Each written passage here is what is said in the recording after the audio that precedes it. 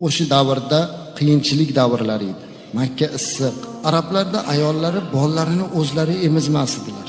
Ular o'ylardiki, issiqda bizning sutimiz aynib qoladi.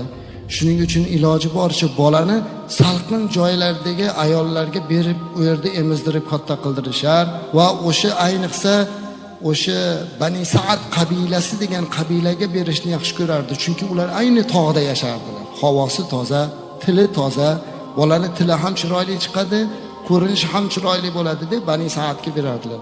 Har yili yoz mahalda yoki bahor mahalda 2 marta Bani Sa'd qabilasidagi yangi chaqaloqlagan, jijilagan ayollar kelib, Makkadagi boy odamlarni bolalarini olib ketib, boqib berib tirikchilik o'tkazishadi. Ularning tirikchiligi shun bilan edi. U kuni ham keladigan mahalla yaqinlashdi, bir hafta bo'ldi. Hamma kutyapti, Bani Sa'd qabilasidan hamma kelyapti deydi. Bani Sa'ddan ham hammalari shoshilgan, tezroq borib biror bir boyni bolasini olishga intilgan, bir-biri bilan musobaqalashib, aravalarda, otlarda, xachirlarda yugurib kelyapti. Bittagina oila chiqib keldi. Halima Sa'diya degan bir ayol bor edi. Uni erining laqabi Abu Kabsha edi. Kabsha bilan birga chiqdilar. Aravaga o'tirdilar. Baxtga qarshi eshagi yurmadi. Oriq, arava buzuq, zo'rg'a ketyapti. Halima esa eriga hali to'xtamay gapiryapti. Uring bu badbaxtni, qattiqroq uring. Oxirida qolib ketdik. Borgunimizcha chaqaloq tugaydi. Axir qanaqa qilib yashaymiz? Bitta boyni bolasini tezroq olaylik biz ham. Oldingilar ketib olib bo'ldi. Siz bo'lsa bitta eshakni yurgiza olmaysiz deydi.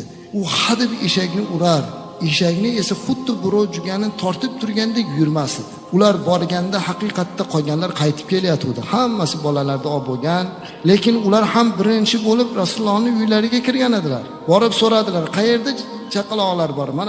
Mana bu xonadonda. Falonchining xonadonida. Abdul Muttalibda ham nabirasi bor bu yerda. Hammalari Abdul Muttalib sardorligini eshitib kirardilar.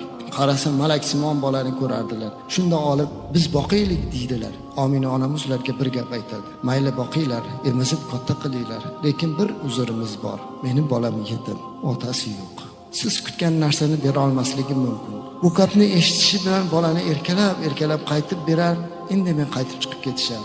Alal oqibat hech kim olmadi. Omina onamiz yig'lab bolasini bag'riga bosib o'tirdilar. Abdul Muttalib ham bundan juda ta'sirlandilar. Nahotki meni nabiramni endi hech kim boqib bermay shu issig'ida qiynalib tursa-ya, nega bunday bo'ladi dedilar. Oxiri Halima onamiz keldi. U xonadonda hech kimda chaqaloq qolmadi. Bittasi aytdiki, shu Abdul Muttalib degan odamni ko'rsatib, shu odamning nabirasi bor, shuni oldiga bor dedi. Undan oldin hech kim olmaganini eshitsa ham ilojsiz yana bolasiz qaytamizmi dedi-da Halima onamiz Abdul Muttalibni oldiga bordi. Nabira ko'ribsiz, muborak bo'lsin. Ruxsat bersangiz biz boqib bersak dedi. Bir qaradilar, ma'noli qaradilar. Ayolni boshdan oyog'iga qarab o'ta kambag'alligini ko'rdilar. Tur yur dedi. Hujraga olib kirdilar. Bolani qo'liga oldilar. Shunda Omina onamiz iloji boricha hammasiga bir gapni aytardilar. Yetimligini izhor qildilar. Aytdilarki, yetim dedilar. Shunda yana Halima ham o'ylanib qoluvdi. Abdul Muttalib bu gapni eshitib yig'lab yubordi. Qizim nima deyapsan dedi. To'g'ri, nabiramning otasi yo'q, lekin bobosi bor dedi. Jonim qo'lida bo'lgan Allohga qasamki, shuncha boylar berganidan ko'ra ko'proq narsa beraman senga qizim dedi. Boqib ber nabiramni dedilar. Omina onamiz mayli avval bir emizib ko'rsinlar, bola emsa olib ketadi dedi. Bu gapni kutmagan edi. Bu gapni eshitib Halima onamiz tura olmay qoldi, o'tirib qoldi. Chunki eri ham bilmaydigan, hech kim bilmaydigan bitta illati bor edi. Halima onani bir necha yildan beri bitta ko'kragi qurib sutsiz bo'lib qolgan edi. O'ng ko'kragi. Faqat chap ko'kragidan sut bo'lardi. Unda ham hozir tuqqan bolasiga yarasha ham suti yo'q. Endi hozir emisi sut chiqmasa bolani bermaydi. Qo'rqqanidan olib emizmoqchi bo'ldi. Go'dakning og'zi ochilmadi. Har qancha urinsa ham ochilmadi. Shunda Omina onamiz meni bolam yaxshilik alomati o'ng tomondan boshlang dedilar. O'ng ko'kragingizni bering dedi. Bu gapdan Halimani butun vujudi qaltiradi. Tamom. Endi nima bo'ldi? Hozir kasalimni biladi-da bolani olib qoladi dedi. Nima bo'lsa ham bo'lsin, hozir sutim yo'q deb qo'yaman-da deb shundoq o'ng ko'kragini qo'ydi-yu, butun vujudi qaltirab ketdi. Ne ko'z bilan ko'rsinki, bir necha yildan beri qurib turgan ko'krak to'lib tosha boshlagan edi. Go'dakning og'zining chekalaridan sutlar oqib ketadigan darajada sut chiqayotdi. Yig'lab yubordi-da, bola uchun hech narsa bermasangiz ham olaman dedi. Bu holatdan ta'sirlanib boqib berishlikka rozi bo'ldi. O'rab berdilar. Chiqib ketayotib orqasiga o'girilib Omina onamizdan, qizim dugonam, sizdan bir narsa so'rasam maylimi dedilar.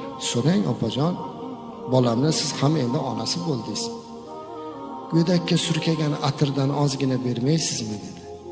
Ayol bo'lib yaralibmanki, bunaqa hidni hidlamaganman dedi. Shu atirdan ozgina bering dedilar. Omina onamiz kuldilarda, afsuski bera olmayman. Chunki bolamga hech qanaqa atir sepmaganman. O'zim ham hayronman. Tug'ilgandan beri shunaqa hidi bor dedi. Halima hayron bo'ldi, balkim ishonmadi, chiqib ketdi. Halima onamiz aytadilarki, meni uyimga Muhammad yoshligida alayhisalom kelibdiki, na ochlikni bildik, na uyimizda janjalni ko'rdik deydi. Ana u go'dak shu uyga kelib baraka bo'ldi.